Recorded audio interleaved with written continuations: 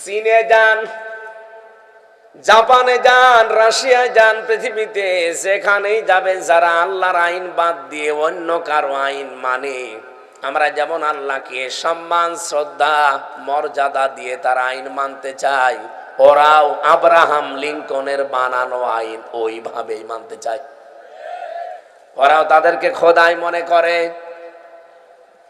আল্লাহ পাক বলেন ওদের সবাইকে যদি এক জায়গায় করে একটা মাছি বানাতে চেষ্টা করে, কিয়ামত পর্যন্ত তারা বানাতে পারছে না, পারবেও না। ১৫০০ বছর হয়ে গেল এই চ্যালেঞ্জের মোকাবেলা, আজ পর্যন্ত কেউ করতে। আরো জোরে বলেন,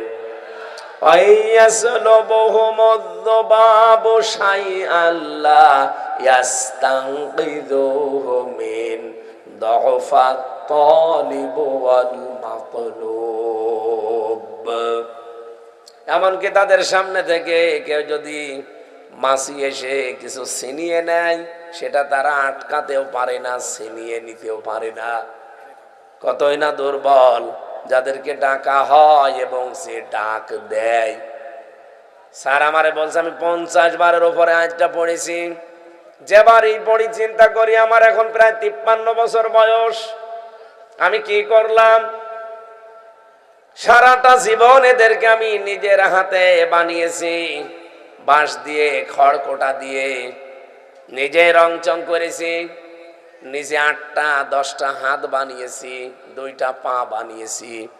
আমারও পা 2টা, আমার হাত 2টা, আমি ধরতে পারি, হাঁটতে পারি। এদের পা 2টা, হাত 10টা, দাঁড়াতেও পারে না, ধরতেও পারে না, বাঁশ দেওয়া লাগে। কথা বলছেন, জায়গা মতো বাঁশ দিয়ে খাড়া করে রাখা লাগে। পাবনাতে অন্য ধর্মের যারা আছেন আপনি মন খারাপ করবেন না, বাস্তবতা এটা। আপনাদের জাতি ভাই আমাকে শোনাচ্ছিল যে আমি নিজে বানালাম কিন্তু দাঁড়াতে পারে না, ধরতে পারে না। আমার 2টা হাত দিয়ে আমি ধরে, তাদের 10টা হাত দিয়ে তারা ধরতে পারে না। কেন? আমি আমার বিবেকটা কাজ করে না। যতবার পড়ি ততবার নাড়া দেয়। শেষ পর্যন্ত দেখলাম আর দেরি করা ঠিক হবে না, কুষ্টিয়াতে যেতে দেরি হয়ে যাবে। আমার ইমাম সাহেবের কাছে আমি অলরেডি মুসলমান হয়ে গেছি। এমন সম্মোহনী শক্তি কোরআনের ভেতরে আল্লাহ দিয়ে পাঠিয়েছেন। এটা যাতে রেকর্ড হচ্ছে, সারা পৃথিবীর সব মানুষদেরকে দাওয়াত দিলাম আসেন, মুসলমানদেরকেও দাওয়াত দেই। কারণ অনেক মুসলমান জানার পরও না জানার ভান করে আছে, আর অনেক মুসলমান জেনে শুনে বুঝে কোরআনের বিরোধিতায় লিপ্ত আছে। পাবনাতে নেই? বলেন বলেন। সূরা আনামের 34-35 নম্বর আয়াতের তাফসীর পড়ছিলাম। এই এখানে নড়াচড়া করেন কেন? এখানে বারবার ডিস্টার্ব করছে কারা? এরা এখানে আসা যাবে না ভাই, তাড়াতাড়ি বসে, তাড়াতাড়ি বসে। পাবনাবাসী একটু দেখেন তো আয়াতের সাথে বাংলাদেশে কারো জীবন মেলে কিনা। আমার মনে হয় অনেকের জীবন মিলবে। পাবনাতে হয়তো এখন আর নেই, তারপরও সামনে আসতে পারে। দেখেন আমি বলি আগে, قد نعلم إنه لا يحزنك الذي يقولون فإنهم لا يكذبونك ولكن الظالمين بآيات الله يجحدون। বলেন আল্লাহু আকবার। রব্বুল আলামিন বলেন, হে নবী আমি জানি ওরা যা আপনার সম্পর্কে বলে কথায় আপনার কষ্ট হয়। ওরা আপনাকে পাগল বলে, জাদুকর বলে, কবি বলে, গণক বলে, আপনি কষ্ট পান আমি জানি। কিন্তু আশ্চর্যের বিষয় ওয়ালাকিন্নাজ জালিমিনা বিআয়াতিল্লাহি ইয়াজহাদুন, এই জালেমরা আমার আয়াতগুলো অস্বীকার করে চলছে। লা ইউকাযযিবুনাকা, ওরা কিন্তু আপনাকে আজ পর্যন্ত মিথ্যাবাদী বলতে পারে নাই। আয়াতটা পড়ার পরে আমার একটা বিষয়, এই দেশ সম্পর্কে সেন্স এসেছে। আজ 83 বছরে একামতে দিন এই বাংলাদেশে কায়েম করার জন্য যারা চেষ্টা চালাচ্ছে, আপনি দেখেন তাদেরকে বিভিন্ন দোষ হয়তো এ দেশের বহু মানুষ দেশি বিদেশি ভাবে দিয়েছে, কিন্তু আজ পর্যন্ত কেউ বলতে পারে না যে এরা সাদাবাজ। আপনি বলেন, আজ পর্যন্ত কেউ বলতে পারে নাই যে এরা ধর্ষক। হ্যাঁ, বানানো মিথ্যা মামলা দিয়ে টেকে নাই। এই কথা বলেন না কেন? শুধু বাংলাদেশ এখন না, সারা পৃথিবীর মানুষ এখন জানে একামতে দিন বাংলাদেশে যারা কায়েম করতে চায় তারা আর যাই হোক সাদাবাজি করে না। আমার কুষ্টিয়াতে বহু মানুষ এখন অলরেডি জোট বেঁধে ফেলেছে যে বিশ্বাস করি আপনাদের জীবনে সাদাবাজির মতো এই অপরাধ নেই, এজন্য রায় যদি দেওয়া লাগে, সাক্ষী যদি দেওয়া লাগে, আপনাদেরকেই দেব। কিন্তু যে মানুষগুলো এখনো জেনে শুনে বুঝে বিরোধিতা করছেন তাদেরকে বলছি, আখনাস ইবনে শুরাইক আয়াতের শানে নজুলে পাবেন। এই লোকটা একদিন গোপন ঘরে আবু জেহেলকে জিজ্ঞাসা করছে, নেতা আব্দুল্লাহর বেটা মোহাম্মদ সাল্লাল্লাহু আলাইহি সাল্লাম, এই লোকটা যে কথাগুলো বলে কেমন মনে হয় আপনার কাছে? আবু জেহেল বলছে, আশপাশে কেউ নেই তো। বলছে, কেউ নেই, কথাগুলো যা বলে সব সঠিক কথা। আবু জেহেল ওই দিন একটা কথা বলেছিল, আমি যদি একটু সুর করে বলি আপনারও মনে হবে এটা কোরআনের আয়াত অথবা হাদিস। আবু জেহেল বলেছে, ক্বালা আবু জেহেল আবু জাহাল লাইসা হাদা কালামুল বাশার। এটা কোরআনের আয়াত না, এটা আবু জেহেলের কথা। ওর বন্ধু আখনাস ইবনে শুরাইককে ডাক দিয়ে বলছে, বেটা মোহাম্মদ যেটা বলে এটা ওর কথা না, এটা মানুষের কথা না, এটা আসমান থেকে আসে। ওই সময় সঙ্গে সঙ্গে আখনাস বলেছিল, কি বললেন আপনি? আপনি যদি বিশ্বাসই করেন যে মোহাম্মদের কথা এটা না আসমান থেকে আসে, সত্য কথা, আপনি মানেন না কেন?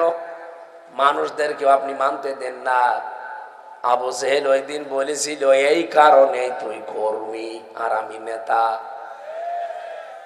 ওর কথা যদি আমি সব মেনেই নেই তাহলে আমার চেয়ার থাকে?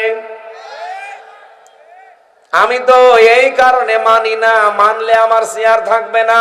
জনগণকেও আমি মানতে দেই না, কারণ জনগণ মেনে নিলে আমার চেয়ার রাখবে না। আবু জেহেল যে বিরোধিতা করেছিল না বুঝে না জেনে, কথা বলেন না কেন? বুঝে শুনে জেনে। আমার মনে হয় পাবনাতে বহু আবু জেহেল পাবেন, তারা জেনে শুনে বুঝে কোরআনওয়ালাদের সাথে বিরোধিতা করে। ওরা নিজেরাও জানে আমির হামজা জীবনে কোরআন হাতে নিয়ে মিথ্যা কথা বলতে পারবে না। ওরা নিজেরা বিশ্বাসও করে, নিজেদের ভেতরে আলাপ আলোচনায় যখন বসে কথা ওরা বলে আমার নিজের কানে শোনা, কারণ ওদের নিজেদের দলের লোক রেকর্ড করে এসে আমারে শুনিয়েছে, এই দেখেন নেতা কি বলে। কিন্তু না, বলছে এগুলো মানুষ যদি জানে তাহলে আমাদের যে আদর্শ এটা তো বস্তা পচা আদর্শ, এই আদর্শ চলবে না ওদের কাছে। ওরা যাকে আদর্শ মানে তিনি পৃথিবীর শ্রেষ্ঠ মানুষ, তারাও বিশ্বাস করে। কিন্তু কথা মানতে গেলে আমাদের তো চেয়ারে জীবনেও বসা হবে না। চেয়ারে বসতে আপনাদেরকে আমরা নিষেধ করি না, আপনি এসে চেয়ারে বসেন, শুধু গ্যারান্টি দেওয়া লাগবে এই দেশ চলবে আল্লাহর আইন দিয়ে। ইকবাল সাহেব যেভাবে বলতে পারবে, আবু তালেব মন্ডল যেভাবে বলতে পারবে আমরা ক্ষমতায় গেলে দেশ চলবে কোরআন দিয়ে, আপনি বলেন আমি কালকে আপনার পক্ষে রায় চাবো, আপনার পক্ষে মানুষকে বলবো সাক্ষী দেন, ভোট দেন, যাই বলেন। আপনি তো বলেন না। ওপেন আপনি ঘোষণায় দিয়েছেন যে আমরা শরিয়া আইনে বিশ্বাস করি না। আপনি যদি বলতেন আমি বিশ্বাস করি না, তাও কিছু বলতাম না। আপনি তো বললেন আমরা, এই জায়গায় তো ঝামেলা। তার মানে আপনার সাথে যারাই আছে তাদের ওই একই কথা। আপনার কোরআনকেই বিশ্বাস করেন না, তাই আপনার পক্ষে আমি কথা বলবো কোন সেন্সে? আমারে কি পাগলা কুকুরে কামড় দিয়েছে? আপনার সাথেও সম্পর্ক আমার যেমন, আবু তালেব মন্ডলের সাথেও সম্পর্ক আমার ওই রকমই। ওনাকে ভালোবাসি শুধুমাত্র উনি আল্লাহর আইনে জমিনে চাই এ কারণে, আর আপনি চান না এই কারণে আপনাকে আমি ঘৃণা করি। আল্লাহর কসম, এছাড়া আর কোনো কারণ নেই। আপনি আজকে ওপেন ঘোষণা দেন পাবনার এই দারুল আমান ট্রাস্টের এই গেটে দাঁড়িয়ে, আগামীতে যদি আমরা যেতে পারি কোরআন ছাড়া অন্য কোনো বিধান চলবে না। আজকেই বাংলাদেশের সবাইকে বলবো এক হয়ে যান। তা আপনি আল্লাহর বিরুদ্ধে গেলে আপনাকে আমি মেনে নেব না। আপনি তো কেউ না, আমার বাবা গেলেও বাবাকে আমি মানি না। এই কথা বলেন না কেন? তাহলে আবু জেহেল জেনে শুনে বুঝে বিরোধিতা করেছিল, আপনিও দেখছি জেনে শুনে বুঝে টকশোতে বসে বসে বিরোধিতা করেন। তা আপনি আর আবু জেহেলের ভেতরে পার্থক্য কি? কোনো পার্থক্য নেই। আমার মনে হয় আপনার নামটা আবু জেহেলের নাম যেমন পাল্টানো হয়েছিল, ওর নাম ছিল আবুল হাকাম, নাম হয়ে গেছে আবু জেহেল। আপনার নামও নবীর একটা উপনাম, ওই নামও পাল্টিয়ে এরকম একটা কিছু দেওয়া দরকার। আজকে একটা হাদিস পড়লাম, এই যে প্রথম যে অংশটা পড়লাম, ইন্নাল আবদা ইযা আযনাবা যামবান, অবশ্যই নিশ্চয় কোন বান্দা যখন একটা পাপ করে, অপরাধ করে, কানাত নকতাতুন সাউদাহু ফি কলবিহি, তখন তার অন্তরের উপর একটা কালি পড়ে যায়। এই মানুষটা যখন আবার ইস্তেগফার করে, তাওবা করে, আল্লাহর দিকে ফিরে আসার চেষ্টা করে, আমার আল্লাহ বলেন কালিটা আমি মুছে দেই। কিন্তু যখন আবার এই লোকটা এই গুনাহ অপরাধ করে, ও যদি আর ফিরে আসার চেষ্টা না করে, তাওবা না করে, ওই মানুষের ওই কালো অংশটার পাশে আরেকটা দাগ দেওয়া হয়। দাগ দিতে দিতে এমন পর্যায়ে চলে যায়, তখন ওর কাছে ভালো কাজও ভালো লাগে না, খারাপ কাজও ভালো লাগে না, সব সমান মনে হয়। আমার মনে হয় হাদিস বাংলাদেশের অনেকের জন্য আজ কার্যকর। এই কথা বলেন না কেন? আপনি দেখেন, জ্ঞান তাদের নেই তা না, তাদেরকেও মানুষ জ্ঞানী মানুষই মনে করত। আবু জেহেলের মতো তো জ্ঞানী তারা না। আবু জেহেলের নাম ছিল আবুল হাকাম, জ্ঞানীর পিতা। সে যখন আল্লাহ রাসূলের এই সঠিক কথাগুলো জানার পরে, বোঝার পরেও মানে নাই, এমন নাম দিয়েছে কিয়ামত পর্যন্ত নাম দুনিয়ায় কেউ রাখবে না। আপনি আজ পর্যন্ত পাবনাতে শুনেছেন কেউ কি বলে যে কুকুরটা আমি আবু জেহেলের নামে রাখলাম? ওর নামে কুকুরও কেউ পোষে না। আপনার নাম যতই সুন্দর হোক, এমন নাম পাল্টিয়ে যাবে, ওই নামও আপনারে কিয়ামত পর্যন্ত এই পাবনাতে কেউ রাখবে না। আমি জানি আপনার হেদায়েতের পরিবর্তে আপনার শয়তানি বাড়বে, আপনার ভেতরে তো কালো হয়ে গেছে। কোরআনে কারীমের সূরা মুতাফফিফিনের ভেতরে এই হাদিসের সমর্থনে আল্লাহ আয়াত নাযিল করেছেন, কাল্লা বাল রানা আলা কুলুবিহিম মা কানু ইয়াকসিবুন। কখনোই না, তোমরা যেটা ভাবো সেটা না। এই গুনার কারণে আমি আল্লাহ তোমাদের অন্তরের ভেতরে কালিমা লেপন করে দিয়েছি। মুসাফির অবস্থায় আছি, হাজারো মানুষ নিয়ে এখনই দোয়া করছি আল্লাহর কাছে, রব্বুল আলামিন কোরআনের এই ময়দানে বসে দোয়া করছি, আমাদের অন্তরটা পাপের কালিমা দিয়ে ঢেকে দিও না। কারণ পাপ করতে করতে মানুষ যখন সীমা ছাড়িয়ে যায়, তখন দুইটা ক্ষতি হয় তার। এক নম্বরে আল্লাহ তাকে হেদায়েত বঞ্চিত করে দেয়।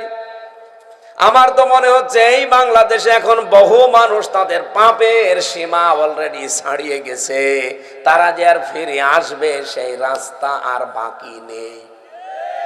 এই কথা বলেন না কেন? দুই নাম্বারটা কি? কোরআনে কারীম জানিয়েছে সূরা ইউনূসের 100 নম্বর আয়াত শেষের দিকে পাবেন, ওয়ায়াজআলুর রিজসা আলাল্লাযীনা লা ইয়াকিলুন। কোন মানুষ যখন তার বিবেক অনুযায়ী কাজ করে না, তার জ্ঞান অনুযায়ী, কমন সেন্স অনুযায়ী কাজ করে না, তখন আল্লাহ ভুল সিদ্ধান্ত তার উপরে চাপিয়ে দেয়। এ বাংলাদেশের বহু নেতাকে আমরা দেখতে পাচ্ছি, 16 মাস আগেও যাদের জন্য এই দেশের মানুষ পাগল ছিল, 16 মাস পরে তাদের এই 16 মাসে মুখ দিয়ে এমন এমন কথা বের হচ্ছে, এমনকি গরু, ছাগল, হাঁস, মুরগি পর্যন্ত তাদের ওপরে রেগে যাচ্ছে। মানুষ তো দূরের কথা, হাঁস মুরগিও তাদেরকে আর সম্মান দেবে না। আপনি কোন কারণে 15.5 মাস পরে কথা বলতে গেলেন? একটু ভেবে চিন্তে কথা বলতে পারেন না? আপনি নিজেও কিন্তু 1.5 বছর 2 বছর আগে এই মাজলুম মানুষদের পক্ষে কথা বলতেন। কথা বলেন না কেন? 5 বছর আগে এই মাজলুম মানুষদের পক্ষে দাঁড়িয়ে আপনি নিজেই কথা বলতেন। হঠাৎ আপনাকে কিসে কামড় দিয়েছে বলেন তো? পাগলা কোত্তায়। ঠিকই বলিস, পাগলা কুকুরে কামড় না দিলে তো, আমি কুষ্টিয়া সেদিন বলেছিলাম, এরকম কামড় যাদের দিয়েছে বাংলাদেশে আমরা দেখি, কুকুরে কামড় দিলে আগে তো 14টা ইনজেকশন দিত নাভিতে, এখন শুনলাম 6টা। আমার মনে হয় এরকম কামড় যাদের দিয়েছে তাদের এখন এই ইনজেকশন দেওয়া দরকার।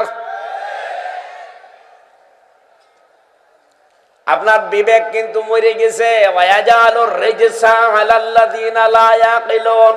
আকল যখন কাজ করে না, আপনার বিবেক যখন কাজ করে না, তখন ভুল সিদ্ধান্ত আল্লাহ একটার পরে একটা চাপিয়ে দেয়। আমি আশা করব আপনার বিবেককে আপনি জাগ্রত করেন, আগামীতে যেন বিবেকের উপরে আল্লাহ ছেদ ফেলে না দেয়। যদি একবার এরকম কোন সিদ্ধান্ত আল্লাহ নিয়ে নেয়, আপনি দুনিয়াতে ক্ষমতা দিয়ে কি করবেন? আনায় থাকেন 50 বছর, এরপরে তো আপনার মরা লাগবে। কথা বলেন না কেন? এই আবেগপূর্ণ কথাটাও যদি আপনার হৃদয়ে না লাগে, আমি দরদ নিয়ে বলছি আপনার জন্যে, 50 বছর না 100 বছর আপনাকে আমি চেয়ারে বসিয়ে রাখলাম, থাকেন, কি করবেন? ক্ষমতা দেখাবেন দুনিয়ায়, টাকা পয়সা কামাই করবেন, ছেলে মেয়ে জন্মাবেন, ঠিক মরা লাগবে। আরো জোরে বলেন।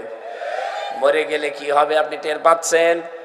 আপনি তো এর আগে নিজেও পড়াশোনা করেছেন যে মরে গেলে কি হবে আমার।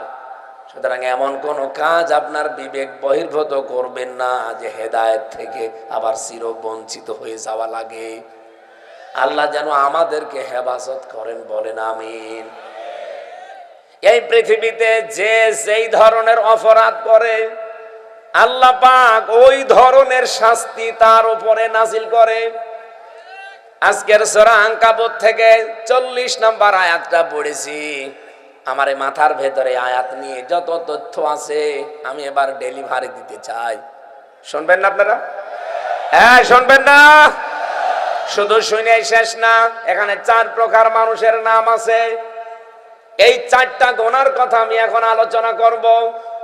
এই 4 রকমের গুনাহ যদি বাংলাদেশে কোনো এলাকায় থাকে, কোন দলের ভেতরে, এমনকি পাবনায় যদি কেউ করে থাকেন, আপনি এই মুহূর্তে থেমে যাবেন। তাছাড়া আপনি অপরাধ করছেন, কিন্তু এই গুনার জন্য যে আযাব নাযিল হবে, গজব নাযিল হবে, আপনি মরবেন না, আপনার আশেপাশে যারা আছে তাদেরকেও মারবেন। এই কথা বলেন না কেন?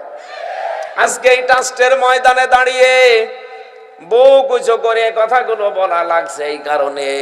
অনেকে বলে, হ্যাঁ এই কথা বলার দরকার কি? কবরের কথা বলতে পারেন না? পারতাম।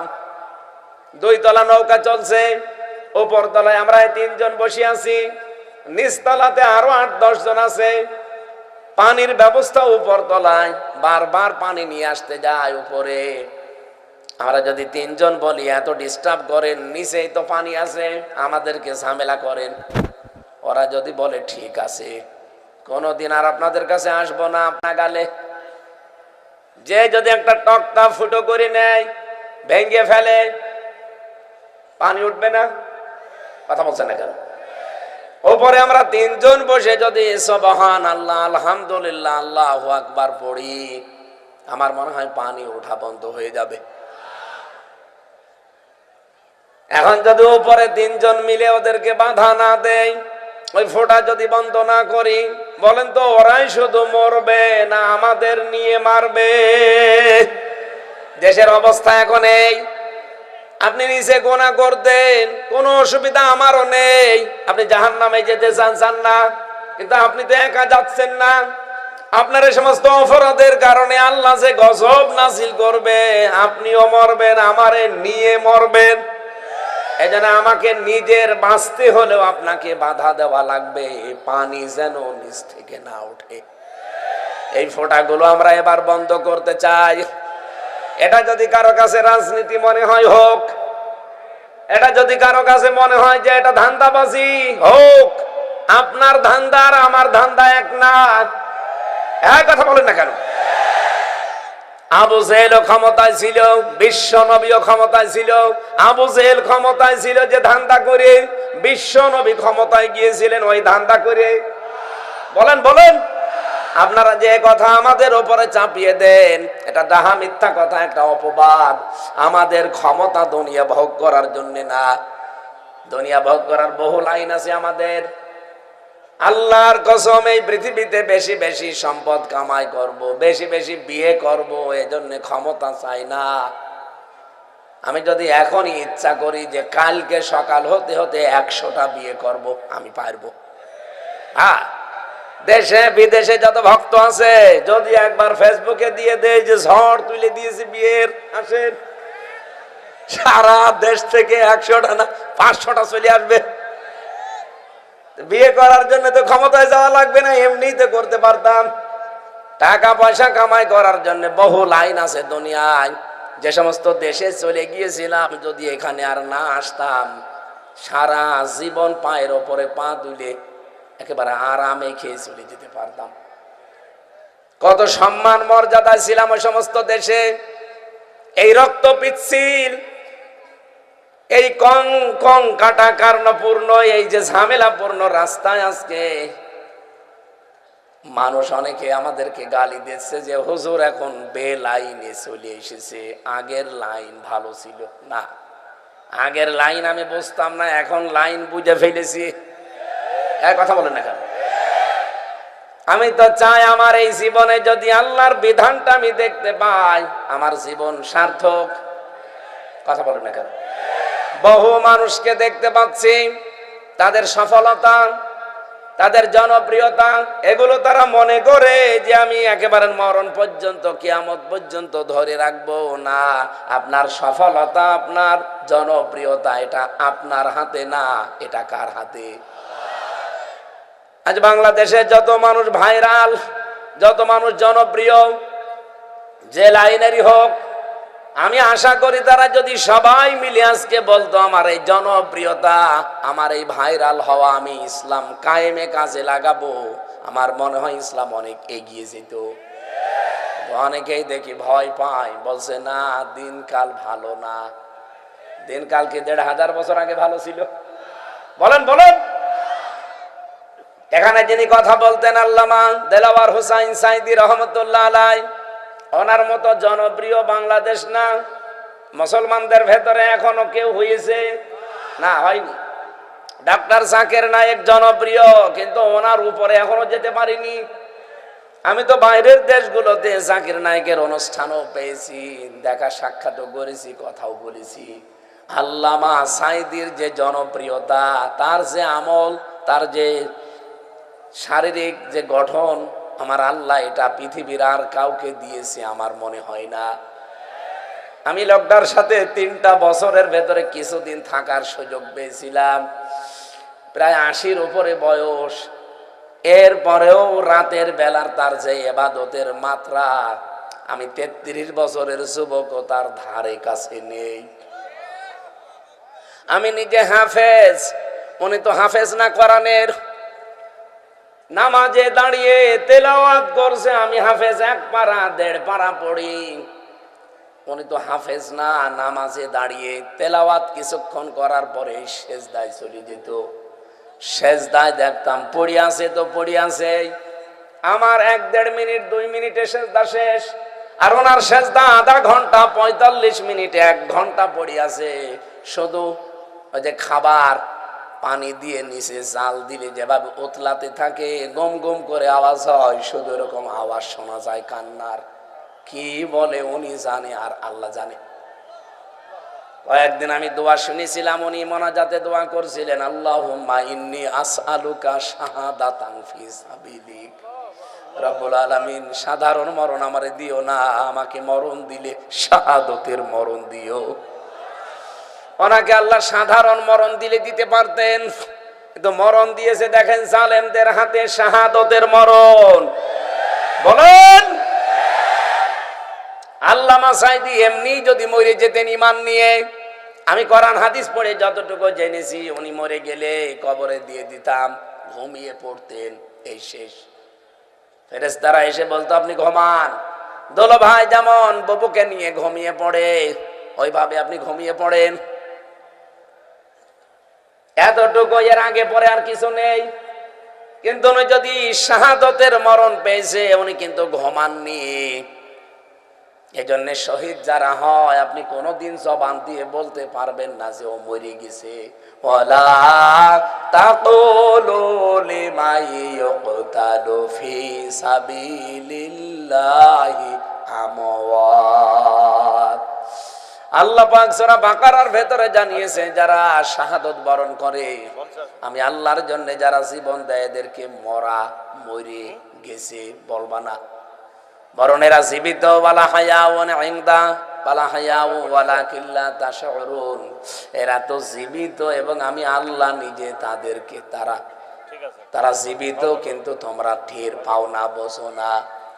মানুষ যেহেতু মুখ দিয়ে কথা বলার পরে আর একটা জায়গা আছে, সেখানে ধারণা করতে পারে, তার নাম অন্তর। এই জন্য আল্লাহ অন্তরের উপরে, ধারণার উপরেও নোটিশ দিয়েছেন, ওয়ালা তাহসাবান্নাল্লাযীনা কুতিলু ফি সাবিলিল্লাহি আমওয়াতা বাল আহইয়াউন ইনদা রাব্বিহিম ইরযাকুন। সূরা আলে ইমরানের ভেতরে এসেছে, এ ধারণাও করবা না, যারা আমি আল্লাহর জন্য জীবন দিয়ে গেল, এরা মরে গেছে, তোমরা তো টের পাও না। এই মানুষগুলো আমি আল্লাহ নিজে তাদেরকে রিজিক দেই। বলেন সুবহানাল্লাহ। আল্লামা সাঈদী বলেন তো, এমনি যদি ঈমান নিয়ে মরে যেতেন, জেলের ভেতরে ঘুমিয়ে পড়তেন, খাবার খেতেন না, কিন্তু শাহাদতের মরণ পাওয়ার কারণে কিয়ামত পর্যন্ত উনি জীবিত এবং আল্লাহ নিজে ওনাকে খাওয়াবে। এগুলো আল্লাহ এমনি এমনি দেন না। ওয়ালিয়ালামাল্লাহু আল্লাযীনা আমানু ওয়া ইয়াত্তাখিযা মিনকুম শুহাদা আল্লাহু লা ইউহিব্বুজ জালিমিন।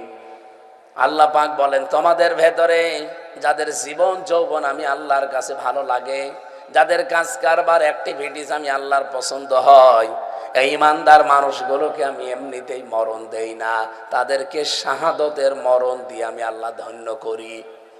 সুতরাং যুগে যুগে যারা আল্লাহ আর ইসলামের জন্য জান মাল বাজি রেখে এ জমিনে যারা জীবন দিয়ে যাচ্ছেন, আপনারা মরে যাননি, আপনারা জীবিত, এবং কিয়ামত পর্যন্ত আল্লাহ আপনাদেরকে খাওয়াবে। এই জন্য আমাদের কোনো আফসোস নেই। আফসোস এই জায়গায় যে চর্ম চোখে আজ পর্যন্ত 54 বছরে আমরা দেখতে পেলাম না যে জমিনটা আল্লাহর আইন দিয়ে চলছে। আমাদের আফসোস এই জায়গায়। ক্ষমতায় আমরা যেতে পারি না। এখন 54 বছর না, যদি 154 বছরেও যেতে না পারি, কোনো আফসোস নেই। আল্লাহর কসম, আমার সামনে কোরআন, 1000 বছরও যদি যেতে না পারি, কোনো আফসোস নেই। আফসোস এই জায়গায় থাকে যে জীবিত অবস্থায় এ জমিন কোরআন দিয়ে চলছে, দেখতে পারলাম না।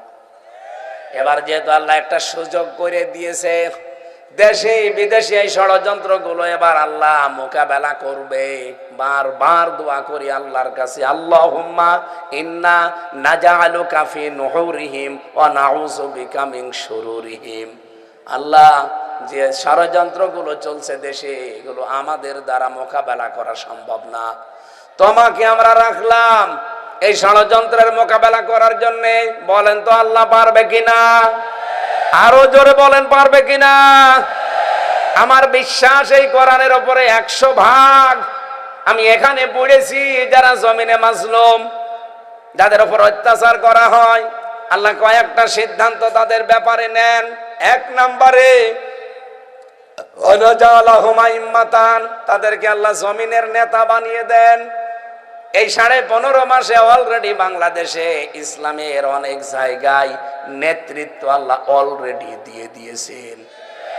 এর প্রমাণ ডাকশো, চাকশো, জাকশো, রাকশো। এই কথা বলেন না কেন? আয়াতের পরবর্তী শব্দ আনা জাআলাহুমুল ওয়ারিসিন, আমি জমিনের উত্তরাধিকারী তাদেরকে বানাবো। বানাবে কে? আরো জোরে। এই দেশের জনগণ বানাবে। সরাসরি এখানে দায়িত্ব ফাইল বা কর্তা আমার আল্লাহ নিজে। জমিনের নেতৃত্ব আল্লাহ বলেন তাদেরকে আমি নেতা বানাবো, এবং এই জমিনের উত্তরাধিকারী আমি আল্লাহ নিজে তাদেরকে বানাবো। এই জন্যই তো চিন্তা নেই। আল্লাহ যখন দায়িত্ব নিয়েছে, প্রথমটা তো আল্লাহ অলরেডি দেখিয়ে দিয়েছে। নেতা অলরেডি সারা বাংলাদেশে এখন ইসলাম। এই কথা বলা লাগবে, সারা বাংলাদেশের নেতা এখন ইসলাম। এদেশের উত্তরাধিকারীরা এখন ইসলামপন্থী যারা, তারা। আপনি যত ষড়যন্ত্র করেন, আপনার এই ষড়যন্ত্র সফল হবে না, কারণ আপনার ভেতরে হয়তো দাদারা আছে আর আমার পেছনে আছে স্বয়ং আল্লাহ। 3 নম্বরের সিদ্ধান্ত আল্লাহর অনুমাক্কিনা লাহুম ফিল আরদ। আল্লাহ পাক বলেন জমিনের শাসন ক্ষমতায় তাদেরকে আমি বসাবো। এই আয়াত আমি এখন বানালাম, আপনি কোন হুজুর নিয়ে এসে বসিয়ে রাখবেন, রাখেন। অনুমাক্কিনা লাহুম ফিল আরদ, এখানে ফাইল কর্তা সরাসরি আল্লাহ নিজে। আল্লাহ পাক বলেন এই জমিনের শাসন ক্ষমতায় আমি তাদেরকে বসাবো। কেন বসাবো তাও আল্লাহ ব্যাখ্যা করছেন। অনুরিয়া ফিরআউনা ওয়া হামানা ওয়া জুনুদাহুমা মিনহুম মা কানু ইয়াহদারুন। আমি ফেরাউনকে দেখাতে চাই। কাকে? আরো জোরে। হামানকে দেখাতে চাই। আল্লাহ পাক বলেন 3 নম্বরে তাদের সৈন্য বাহিনীদেরকেও আমি দেখাতে চাই, যাদের ব্যাপারে সবচাইতে বেশি আশঙ্কা করত, ভয় পেত, তাদেরকে জমিনের শাসন ক্ষমতা দিয়ে আমি তাদেরকে দেখাবো। আমার তো মনে হচ্ছে এই আয়াত এবার আল্লাহ আমাদেরকে দেখাবে। ফেরাউন হয়তো নেই, কিন্তু তার প্রেতাত্মা আছে। এই কথা বলেন না কেন? আমি ফেরাউনের জীবনী পড়তে গিয়ে পেয়েছি, তার জামানায় এরকম ভয়ঙ্কর অবস্থা ছিল না যে বাড়ি থেকে কেউ বের হয়ে গেলে সে আর ফিরে আসবে না। এরকম ভয়ঙ্কর অবস্থা ফেরাউনের জামানায় ছিল না। হ্যাঁ, বাড়ি থেকে কেউ বের হয়ে গেছে, পাওয়া যাচ্ছে না, অবশ্যই সে ফিরে আসবে। কিন্তু আমরা যে ফেরাউন পেয়েছিলাম, একবার যদি কেউ হারিয়ে যায় ও গেল। কোথায় যে তারে রাখবে মানুষের কল্পনাও ছিল না যে আয়না ঘর নামে কিছু থাকতে পারে। বলেন। ব্যারিস্টার আরমান 8 বছর মাটির নিচে। আমিও ছিলাম প্রথম দিকে, আমি মিনিটায় ছিলাম, বেগটা আমি দেখিনি, শুনেছি। মিনিটাতেও আমার সাথে যারা ছিল তারা কেউ 3 মাস, কেউ 7 মাস, কেউ 3 বছর পর্যন্ত আমি পেয়েছি। মোবাইল নাম্বার দেওয়ালের সাথে খুশিয়ে খুশিয়ে লিখে রাখতে, নখ দিয়ে, যে ভাই কেউ যদি বাইরে যেতে পারেন এই নাম্বারটায় জানাবেন যে এই নামের লোকটা এখনো বেঁচে আছে। এমন অবস্থায় আমাকে রেখেছিল, আমি জানতাম না যে এখানে কি, একে দিন না রাত, মাটির নিচে 24 ঘন্টা অন্ধকার। যখন লাইট দেওয়ার সময় হয়তো লাইট ওরা নিজেরা চালাতো, ভেতরে কোনো সুইচ নেই, সব ওদের হাতে। জিজ্ঞাসা যদি করতাম ভাই এখন নামাজ পড়তে চাই, কয়টা বাজে, এমন গালি দিত নামাজ ভুলে যেতাম। মা বাবা তুলে গালি দিত। মাঝে মাঝে মুসলমান কিছু অফিসার পেয়েছিলাম, এরা আমারে বলতো কিসের নামাজ পড়বা, নামাজ পড়ে কি এখান থেকে বাঁচতে পারবা? ফেরাউনের জামানার সাথে এই ডিজিটাল ফেরাউনকেও মিলিয়ে দেখেছিলাম, সে এত খারাপ ছিল না। এই ফেরাউন যত নিচে নেমেছিল, একটা মানুষ বাড়ি থেকে চলে গেল তো গেল, আর জীবনে ফিরে আসবে না। কেমন দেশ পাবনাবাসী! আমি যে কথা তুলেছিলাম বলার জন্যে, আল্লাহ পাক বলেন আমি ফেরাউনকে দেখাবো। যেহেতু এখন বাংলাদেশে ফেরাউন নেই, ফেরাউনের মতো যারা ছিল তাদেরকে দেখাবো। হামান নেই, হামানের মতো যারা ফেরাউনকে বুদ্ধি দিত তাদেরকে দেখাবো। অজনদাহুমা, তাদের সৈন্য বাহিনীদেরকে দেখাবো। এই বাংলাদেশে 54 বছরে সবচাইতে বেশি যাদেরকে ভয় পেতেন, আশঙ্কা করতেন, আপনারা নিজেরা শুধু না, দাদা বাবুরা মিলে, আল্লাহ বলেন আমি তাদেরকে জমিনে এবার শাসন ক্ষমতা দেব। এই আয়াতটা কি কোরআনে আছে? সূরা কসস 5 এবং 6 নম্বর আয়াত। এই আয়াত এখন আমি কেবল বানালাম। আরো জোরে বলেন, বলেন তো আল্লাহর এই আয়াতটা আমরা বিশ্বাস করি 98 ভাগ। আরো জোরে বলেন, 100 ভাগ বিশ্বাস করেন কারা? দেখি, লিল্লাহি তাকবীর। দেখেন তো, হাত তোলেনি কে? দেখেন, ঠিক আছে, আলহামদুলিল্লাহ। হ্যাঁ আলহামদুলিল্লাহ, ঠিক আছে।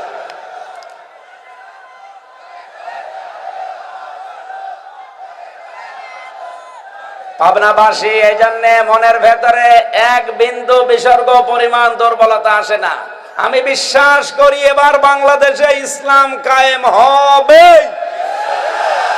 হয় আপনি সাথে থাকলে আপনাকে নিয়ে হবে, যদি সাথে থাকতে না চান আপনাকে বাদ দিয়ে হবে। যতই গলাবাজি করুক, যতই প্রতারণামূলক কথা বলুক, কোনো কথায় কান দেওয়া যাবে না। এই গলাবাজি করা, এই ধান্দাবাজি করা এই দেশের মানুষ এখন বুঝে ফেলেছে। ইসলাম এবার আসবে, হয় আপনাকে নিয়ে, আর আপনি যদি আসতে না চান আপনাকে বাদ দিয়ে। ইসলাম এবার আসবে। কোন ষড়যন্ত্র আল্লাহর মোকাবেলায় টিকবে? লা মুবাদদিলা লিকালিমাতিল্লাহ। কোন দিন আল্লাহর কালেমা পরিবর্তন হয় না। উনি যখন সিদ্ধান্ত নিয়েছেন এবার আপনাকে দেখাবে।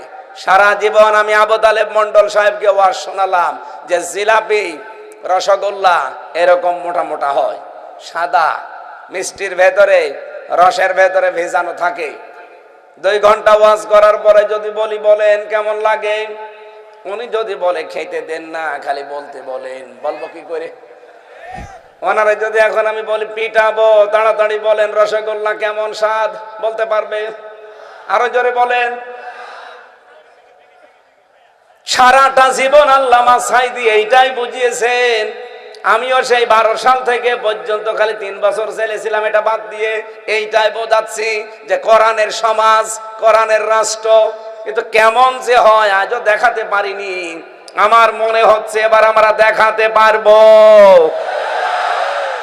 আমি এ রাস্তায় এমনি আসি নাই।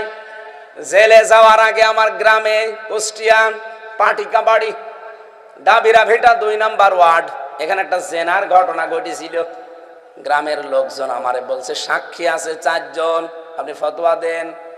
ফতোয়া দিলাম যে বিবাহিতা যদি হয় তাহলে এ পর্যন্ত মাটির ভেতরে পুঁতে ফেলা লাগবে, পাথর দিয়ে অথবা ইট দিয়ে মেরে ফেলা লাগবে।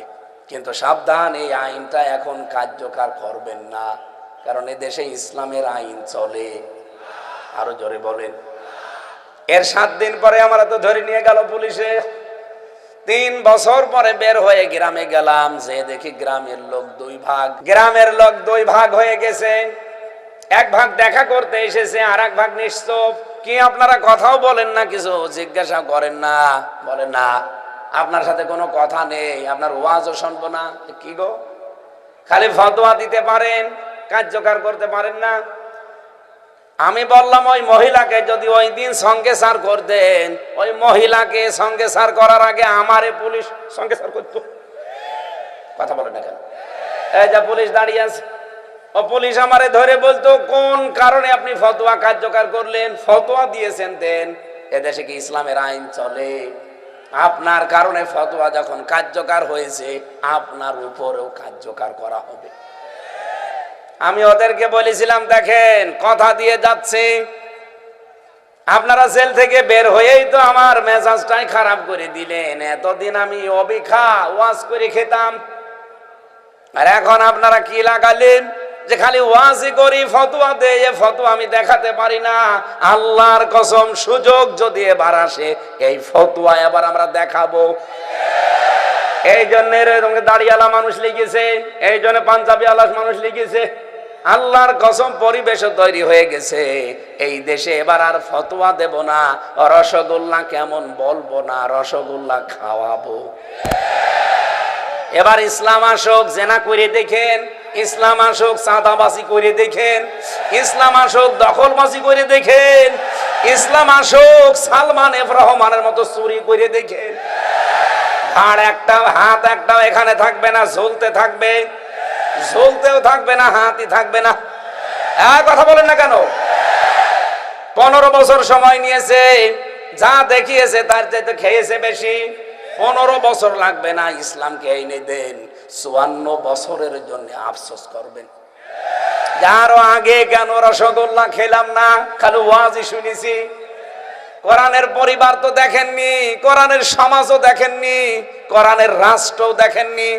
আমি দেখেছি কোরআনের সমাজ কাকে বলে, কোরআনের রাষ্ট্র কাকে বলে। এটা যদি সত্যি আমি এবার দেখতে পাই, আমার জীবনে আর কোনো আশা নেই। আমার যতটুকু জ্ঞান বুদ্ধি হয়েছে, বাংলাদেশের এই 20 কোটি মানুষেরা সবাই আফসোস করবে দল মত নির্বিশেষে, যে আরো আগে কেন ইসলাম আসলো না। আপনারা এবার দেখতে চান না ইসলামকে? চান না? কথা বলতে করেন। যারা চেয়েছেন আল্লাহ যেন হাতগুলো তার আরশে কবুল করেন, বলেন আমিন।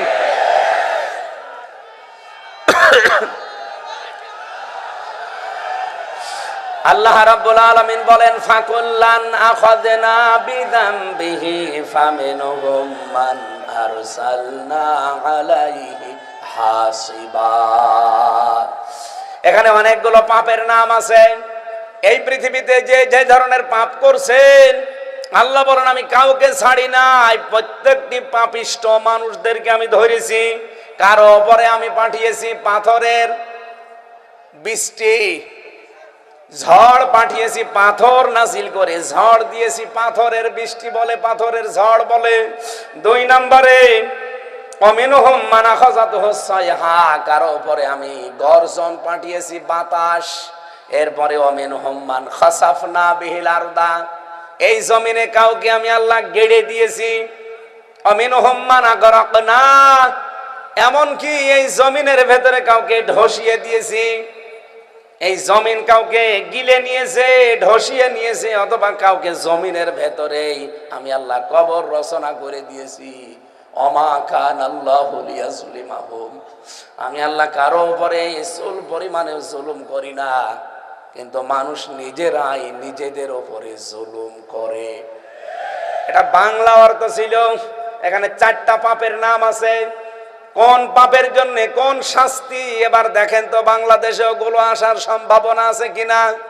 1 নম্বরে হযরত শুআয়ব আলাইহিস সালামের কথা আল্লাহ আমাদেরকে শুনিয়েছেন।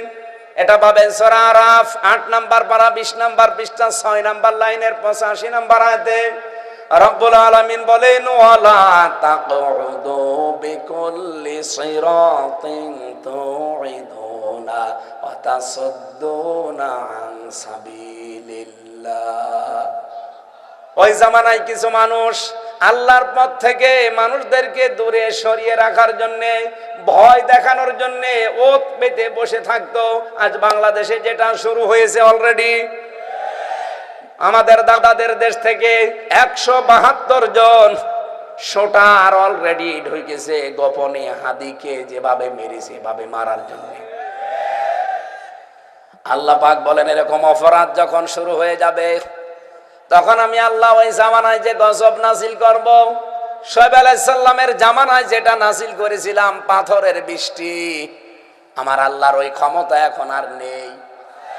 আরো জোরে বলেন। কাউকে আমি আল্লাহ ডেড সি বানিয়ে দিয়েছি, মৃত সাগরের মতো। আপনি এখনো জর্ডানে যান, আমি বাইরের দেশে যাবার সময় আমাকে দেখিয়েছে এই সেই জায়গা যেখানে লূত নবীর বংশধরেরা পুরুষে পুরুষে জিনা করত। এবং চরিত্রহীন মানুষদেরকে দুনিয়ায় যারা সাপোর্ট করবে, তাদের পেছনে থাকবে, তাদেরকে রায় দেবে, সাক্ষী দেবে তাদের পক্ষে, আল্লাহ তাদেরকে কি শাস্তি দেবে সূরা আরাফ 83 নাম্বার আয়াতে পাবেন। না, হ্যাঁ 83 নাম্বার আয়াতে পাবেন। আল্লাহ পাক বলেন ফাং জাইনাহু ওয়া আহলাহু ইল্লা ইমরাতাহু কানাত মিনাল গাবিরিন। এদিকে তাকান, দুইজন ফেরেশতা এসেছে আসরের সময়।